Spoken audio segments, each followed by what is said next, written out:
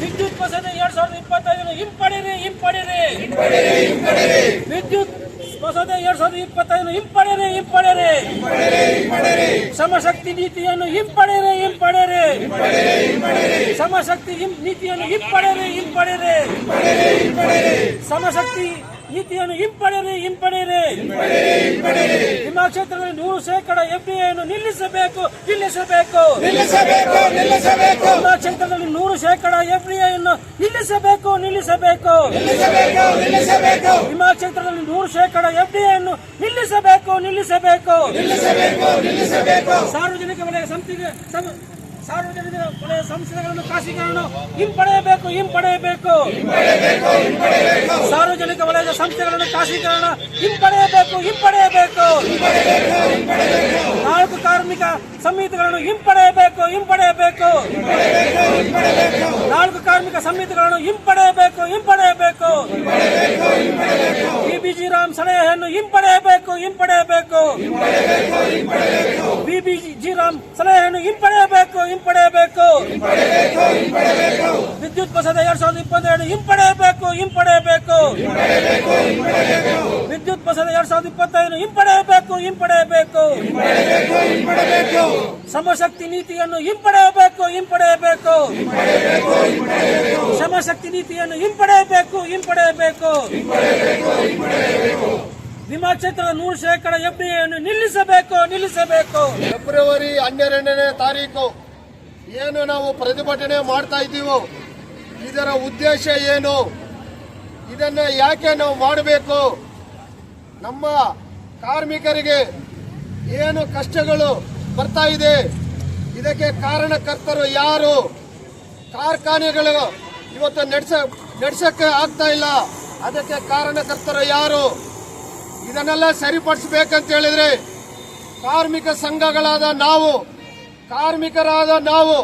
ಅದನ್ನ ನಾವು ಏನು ಮಾಡಬೇಕು, ನಾವು ಯಾವ ತರ ಇದನ್ನ ತಗೊಂಡೋಗ್ಬೇಕು ಅಂತ ಹೇಳ್ಬಿಟ್ಟು ಈಗಾಗಲೇ ಹಲವಾರು ವಿಷಯಗಳನ್ನು ಮುಂದೆ ಇಟ್ಟಿದ್ದಾರೆ. ಮೊದಲನೇದಾಗಿ ಏನು 4 ಹೊಸ ಕಾರ್ಮಿಕ ಸಂಹಿತೆಗಳನ್ನು ಕರಡು ರೂಪದಲ್ಲೇ ತಂದಿದ್ದಾರೋ ಅದನ್ನ ಬಲವಾಗಿ ನಮ್ಮ ಕಾರ್ಮಿಕ ಸಂಘ, ನಮ್ಮ BML ಕೋಆರ್ಡಿನೇಷನ್ ಕಮಿಟಿ ಬಲವಾಗಿ ವಿರೋಧ ಮಾಡುತ್ತದೆ ಅಂತ ಹೇಳ್ಬಿಟ್ಟು ಈ ಸಂದರ್ಭದಲ್ಲಿ ಹೇಳೋದಕ್ಕೆ ನಾವು ಇಚ್ಛೆ ಪಡ್ತಾ ಇದ್ದೇವೆ. ಅದೇ ರೀತಿ ಇವತ್ತು ಸಾರ್ವಜನಿಕ ಉದ್ಯಮಿಗಳು ಒಂದು ಬಿಸಿನೆಸ್ ಮಾಡೋದಕ್ಕೆ, ಒಂದು ಎಂಪ್ಲಾಯ್ಮೆಂಟ್ ಮಾಡೋದಕ್ಕೆ ತುಂಬಾನೇ ಕಷ್ಟದಲ್ಲಿದ್ದೇವೆ. ಅದನ್ನ ರಕ್ಷಣೆ ಮಾಡೋದಕ್ಕೆ ನಮ್ಮ ಕಾರ್ಮಿಕ ಸಂಘ ಸದಾ ನಮ್ಮ JCTUಗಾಗಲಿ ನಮ್ಮ ಸೆಂಟ್ರಲ್ ಟ್ರೇಡ್ ಯೂನಿಯನ್ಸ್ಗಾಗಲಿ ಬೆನ್ನೆಲುಬಾಗಿರುತ್ತೆ. ನಮ್ಮ ಬೆಂಬಲ ಸದಾ ಇರುತ್ತೆ, ನಮ್ಮ ಕಾರ್ಮಿಕ ಸಂಘದ ಬೆಂಬಲ ಸದಾ ಇರುತ್ತೆ ಅಂತ ಹೇಳ್ಬಿಟ್ಟು ಈ ಸಂದರ್ಭದಲ್ಲಿ ನಾನು ನಿಮ್ಗೆಲ್ಲ ಭರವಸೆ ಕೊಡ್ತಾ ಇದ್ದೀನಿ. ಈಗಾಗಲೇ ಹಲವಾರು ನೀತಿಗಳಿರ್ಬೋದು, ಕಾರ್ಮಿಕ ನೀತಿಗಳಿರ್ಬೋದು, ಆರ್ಥಿಕ ನೀತಿಗಳಿರ್ಬೋದು, ಈ ದೇಶದಲ್ಲಿರುವ ಒಂದು ಕಾರ್ಮಿಕರನ್ನ ಕಷ್ಟಕ್ಕೆ ತಳ್ಳುವ ತರ ಆಗಿದೆ. ಈಗಾಗಲೇ ನೋಡಿದೆ, ಒಂದು ಕಾಲದಲ್ಲಿ KGF ಅಲ್ಲಿ 30,000 ಒಂದು ಪರ್ಮನೆಂಟ್ ಎಂಪ್ಲಾಯೀಸ್ ಇದ್ದಂತ ಒಂದು ಪ್ಲೇಸ್, ಒಂದು ಸ್ಥಳ ಇವತ್ತು ಪರ್ಮನೆಂಟ್ ಎಂಪ್ಲಾಯ್ಮೆಂಟ್ ಅನ್ನೋದೇ ಒಂದು ನಾವು ನೋಡೋದಕ್ಕೆ ಕಷ್ಟ ಆಗ್ಬಿಟ್ಟಿದೆ. BML ನಲ್ಲಿ ಕೂಡ ಒಂದು ಕಾಲದಲ್ಲಿ 6,900 ಕಾರ್ಮಿಕರಿದ್ದ ಪರ್ಮನೆಂಟ್ ಎಂಪ್ಲಾಯ್ಸ್ ಇದ್ದ ಒಂದು ಸ್ಥಿತಿಯಲ್ಲಿ ಇವತ್ತು ಬರೀ 900 ಬಂದಿಳಿದಿದೆ. ಈ ತರ ಎಲ್ಲ ಬರ್ತಾ ಇದ್ರೆ ಒಂದು ಅನ್ಎಂಪ್ಲಾಯ್ಮೆಂಟ್ ಪ್ರಾಬ್ಲಮ್ ಜಾಸ್ತಿ ಆಗ್ತಾ ಇದೆ ನಮ್ಮ ದೇಶದಲ್ಲಿ. ವಿದ್ಯಾವಂತರಿಗೆ ನೌಕರಿ ಇಲ್ಲ, ಕೆಲಸ ಇಲ್ಲ, ಮನೆಗಳಲ್ಲಿ ಜೀವನಾಧಾರಕ್ಕೆ ಕಷ್ಟ ಆಗ್ತಾ ಇದೆ. ಈಗಾಗಲೇ ಅಂಗನವಾಡಿ ಕಾರ್ಯಕರ್ತರು ಅವರ ಒಂದು ಕಷ್ಟಗಳನ್ನು ಹೇಳ್ಕೊಂಡ್ರು. ಈ ರಾಜ್ಯ ಸರ್ಕಾರ ಆಗಲಿ ಕೇಂದ್ರ ಸರ್ಕಾರ ಆಗಲಿ ಕಾರ್ಮಿಕರ ಒಂದು ಕಷ್ಟಗಳಿಗೆ ಸ್ಪಂದಿಸಿಲ್ಲ ಅಂತ ಹೇಳಿದ್ರೆ ಮುಂದಿನ ದಿನಗಳಲ್ಲಿ ನಮ್ಮ ಹೋರಾಟ ಇನ್ನೂ ಉಗ್ರವಾಗಿರುತ್ತೆ. ಅದನ್ನ ಸರಿಪಡಿಸೋದಕ್ಕೆ ನಾವು ಕೂಡ ಬೆಂಬಲ ಕೊಡ್ತೀವಿ, ನಾವು ಕೂಡ ಮುಂದೆ ಇರ್ತೀವಿ ಅಂತ ಈ ಸಂದರ್ಭದಲ್ಲಿ ಹೇಳ್ಕೊಂಡು, ಏನು ಈ 4 ಕಾರ್ಮಿಕ ಸಂಘದಲ್ಲಿ ಇರ್ಬೋದು, ಹಲವಾರು ಕಾಯ್ದೆಗಳು ಮಾರ್ಪಾಡು ಇರ್ಬೋದು, ಅಮೆಂಡ್ಮೆಂಟ್ಸ್ ಇರ್ಬೋದು, ಇದನ್ನೆಲ್ಲ ವಾಪಸ್ ತಗೊಳ್ಬೇಕು.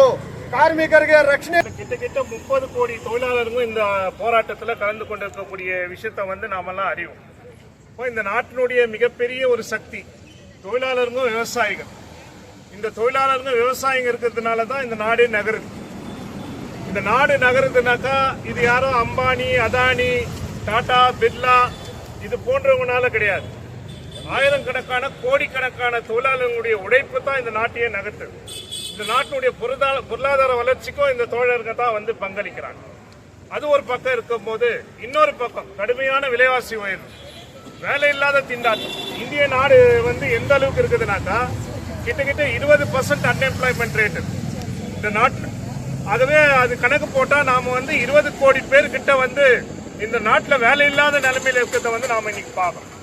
ஏற்கனவே இருக்கக்கூடிய லேபர் சட்டங்கள், அந்த லேபர் சட்டங்களை வந்து சரியான முறையில் அமுல்படுத்துறது கிடையாது. ஒரு பக்கம் பாராளுமன்றத்தில் இன்னைக்கெல்லாம் நாம பார்க்கிறோம், இந்தியா வளர்கிறது.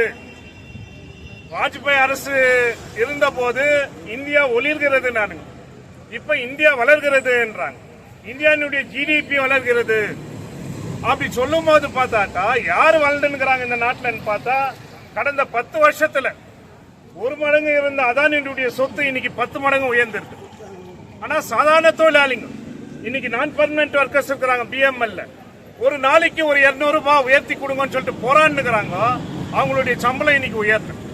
இன்னைக்கு அங்கன்வாடி தொழிலாளர்கள் இருக்கிறாங்க, அவங்களை நிரந்தரம் பண்ணோம். 500 ரூபாயில இருந்து அவங்களுக்கு ஆனரேரியம் 500 ரூபாயில இருந்து போராடி இன்னைக்கு ஒரு 5000 6000 வராங்க. ஹெல்பர்களுக்கு இன்னும் கூட சரியான சம்பளம் கிடையாது. இன்னைக்கு இருக்கக்கூடிய கோடிக்கணக்கான தொழிலாளர்கள் எந்தவித சமூக பாதுகாப்பும் இல்லாம, இஎஸ்ஐ பிஎஃப் இந்த எந்த வசதிகளும் இல்லாம வஞ்சிக்கப்பட்டிருக்கக்கூடிய இந்த சூழ்நிலையில வந்து மோடி வந்து ஒரு 4 கோடுகளை உருவாக்குறாரு. அப்படின்னா 44 சட்டங்க, பிறகு 29 சட்டங்க, இன்னைக்கு அதெல்லாம் சேர்த்து 4 கோடுகளா இன்னைக்கு உருவாக்குறாரு. அந்த கோடுகளை இன்னைக்கு நாம என்னன்னு பார்த்தோம்னாக்கா, இன்னைக்கு இண்டஸ்ட்ரியல் ரிலேஷன் கோடு, அந்த இண்டஸ்ட்ரியல் ரிலேஷன் கோட்ல என்ன மாதிரி சட்டத்தை மாத்தி இருக்கிறான ஒரே ஒரு உதாரணம். இதுக்கு முன்னாடி 100 தொழிலாளிங்க வேலை செஞ்சாக்கா அந்த கம்பெனியை மூடணும்னாக்கா, லே ஆஃப் பண்ணோம்னாக்கா, ரிட்ரென்ச்மெண்ட் பண்ண அந்த தொழிலாளிங்கள அரசாங்கத்தினுடைய பர்மிஷன் வாங்கணும். ஆனா இந்த சட்டத்துல என்ன பண்ணிருக்கிறாரு அவரு, 300 தொழிலாளி இருந்தா கூட நீ அந்த கம்பெனியை எடுத்து மூடு, எந்தவித பர்மிஷனும் வேணாம். இது மாதிரியான சட்ட திருத்தத்தை கொண்டு வந்து அப்போ government is going against the human race. More than 150 years we fought with the British people and got freedom, and we are running our democratic country, but the present central bourgeois government is தொழிலாளர் விரோத போக்கை இந்த 4 கோடுகள் அலைகழித்து வருகிறது. Social security act, wage and act, wage and security code on wages, code on relation industrial relations, code on social securities, code on occupational safety, இந்த மாதிரி ஒரு தான் தோன்றித்தனமான யாருக்குமே புரியாத வகையில பார்லிமெண்ட்ல 44 செகண்ட்ல இன்னைக்கு அந்த 5 கோடுகளை இன்னைக்கு இம்ப்ளிமெண்ட் பண்ணிருக்காங்க. இன்னைக்கு இதுல என்ன தெரியுதுனாக்கா, இன்னைக்கு தொழில்துறை நசிங்க வந்திருக்க நிலைமையில லாபகரமா இயங்கக்கூடிய அந்த தொழில்துறை கூட இன்னைக்கு தனியாருக்கு தாரை வார்க்கக்கூடிய இந்த ஒரு நடைமுறை தான் இன்னைக்கு மத்திய அரசாங்கம், மோடி அரசாங்கம் கடைபிடித்து வருகிறது. ಅಂಗನವಾಡಿ ನೌಕರರ ಸಂಘದ ಅಧ್ಯಕ್ಷರು ಮತ್ತು ಕಾರ್ಯದರ್ಶಿ ಸೆಕ್ರೆಟರಿ.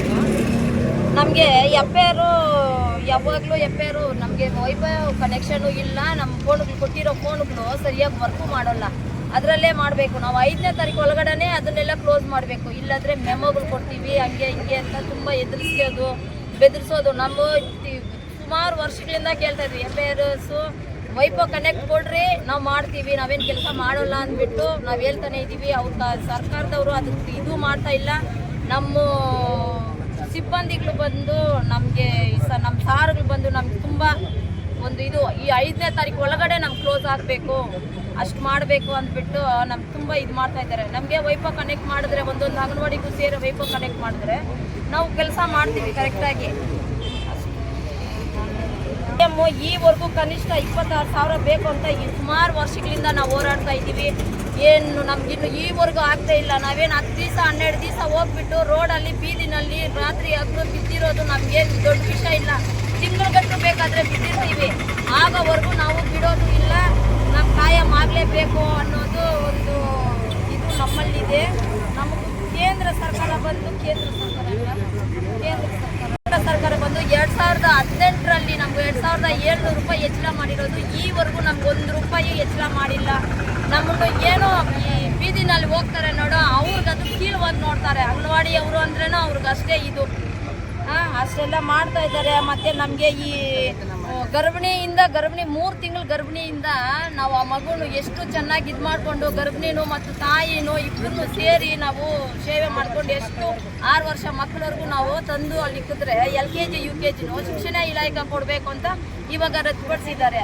ಅದೇ ಈ ದೇಶದಲ್ಲಿ ಹೋರಾಟ ಬಿಟ್ಟರೆ ಬೇರೆ ಯಾವುದೋ ದಾರಿ ಇಲ್ಲ. ಕಾರಣ ಇವತ್ತು ಈ ದೇಶ ಪೂರ್ತಿ ಬಂಡವಾಳಶಾಹಿಗಳ ಕೈ ಹಿಡಿತಕ್ಕೆ ಹೋಗ್ಬಿಟ್ಟಿದೆ. ನೀವು ನೋಡ್ಬೋದು, ನಮ್ಮ ಕಾಮ್ರೇಡ್ ತಂಗರಾಜ್ ಅವರು ಹೇಳಿದಂಗೆ ನಾವು ಸ್ವರ್ಣದಲ್ಲಿ ಟ್ರೈನು ರೈಟ್ ಟೈಮ್ ಬಿಡ್ರಪ್ಪ ಅಂತ ಹೇಳಿದ್ರೆ ಈ ಕೋಮುವಾದಿ ಸರ್ಕಾರ, ಈ ಕೇಡಿ ಬಿಜೆಪಿ ಸರ್ಕಾರ ವಂದೇ ಭಾರತ್ ಟ್ರೈನ್ ಅನ್ನ ಬಿಡ್ತದೆ, ಸೂಪರ್ ಫಾಸ್ಟ್ ಟ್ರೈನ್ ಅನ್ನ ಬಿಡ್ತದೆ. ನೀವು ಯೋಚನೆ ಮಾಡಿ ನೋಡಿ, ವಂದೇ ಭಾರತ್ ಟ್ರೈನು ಬೆಂಗಳೂರಿಂದ ಚೆನ್ನೈಗೆ ಹೋಗ್ಬೇಕಾದ್ರೆ 2,000-3,000 ರೂಪಾಯಿ ಟಿಕೆಟ್ ತಗೊಳ್ಬೇಕು. ನಾವು ಹೋಗ್ತಕ್ಕಂಥ ಟ್ರೈನ್ ಅದು ಅವರಿಗೆ ಅನುಕೂಲ ಮಾಡ್ತದೆ ಈ ಸರ್ಕಾರ. ನಾವು ಹೋಗ್ತಕ್ಕಂಥ 25 ರೂಪಾಯಿ ಟ್ರೈನ್ ಅನ್ನ ಬಿಡಕ್ಕೆ ಯೋಗ್ಯತೆ ಇಲ್ಲ. ನಮಗೆ ಮೋಸ ಮಾಡ್ತಕ್ಕಂಥ ಈ ಕೋಮುವಾದ ಬಿಜೆಪಿ ಸರ್ಕಾರಕ್ಕೆ ನಾವು ಎಲ್ಲರೂ ಸೇರಿ ಧಿಕ್ಕರಗಳನ್ನ ಹೇಳಕ್ಕೆ ಇಲ್ಲಿ ನಾವು ಸೇರಿದ್ದೀವಿ ಬಂಧುಗಳು. ಆನಂದ ಭವನ್ ಸ್ವೀಟ್ಸ್ ಅಂಡ್ ಸ್ನಾಕ್ಸ್ ಇಲ್ಲಿ ಕರ್ತವ್ಯ ನಿರ್ವಹಿಸಲು ಸಿಬ್ಬಂದಿಗಳು ಬೇಕಾಗಿದ್ದಾರೆ. ನಮ್ಮ ಶಾಖೆಗಳಲ್ಲಿ ಈ ಕೆಳಗಿನ ವಿಭಾಗಗಳಲ್ಲಿ ಕೆಲಸ ಮಾಡಲು ನಾವು ಸಿಬ್ಬಂದಿಗಳನ್ನ ಹುಡುಕುತ್ತಿದ್ದೇವೆ. ಸೂಪರ್ವೈಸರ್, ಶೈಕ್ಷಣಿಕ ಅರ್ಹತೆ, ಅಡುಗೆ ಯಾವುದೇ ಪದವಿ ಹೊಂದಿರಬೇಕು. Idli, puri, vada master, sales man, captain, ಅಡುಗೆ, ಹೋಟೆಲ್ ನಿರ್ವಹಣೆ ಯಾವುದೇ ಪದವಿ ಹೊಂದಿರಬೇಕು. ಪರೋಟ, ಚಪಾತಿ, ದೋಸಾ ಮಾಸ್ಟರ್ ಅನುಭವ ಹೊಂದಿರಬೇಕು. Housekeeping, cashier, chaats master ಅನುಭವ ಹೊಂದಿರಬೇಕು. Stall man, waiter, dishwasher, ಅಡುಗೆ ಸಹಾಯಕರು, ಭದ್ರತಾ ಸಿಬ್ಬಂದಿ, ಲೋಡ್ ಮ್ಯಾನ್. ಆಸಕ್ತ ಅಭ್ಯರ್ಥಿಗಳು ಆಧಾರ್ ಕಾರ್ಡ್, ಕ್ವಾಲಿಫಿಕೇಶನ್ ಸರ್ಟಿಫಿಕೇಟ್, 4 ಭಾವಚಿತ್ರ, ಬ್ಯಾಂಕ್ ಪಾಸ್ಬುಕ್ ಮತ್ತು PDF ಸೌಲಭ್ಯವಿದೆ. 100% pure and clean. No compromise. Best quality, family restaurant. 100% Ambur and Dindukal style biryani. 100% Venus biryani. Near Government Maternity Hospital, Maharaja Road, Robertson Pay. For all NCERT, CBSE textbooks, guides, PUC, ITI, BE textbooks, guides and classmate notes, and for all the types of stationery available only at Satya Bookstore, opposite to Karur Vaishya ATM, Aladamara, Bemmal Nagar, KGF. For more details, contact 8073962145.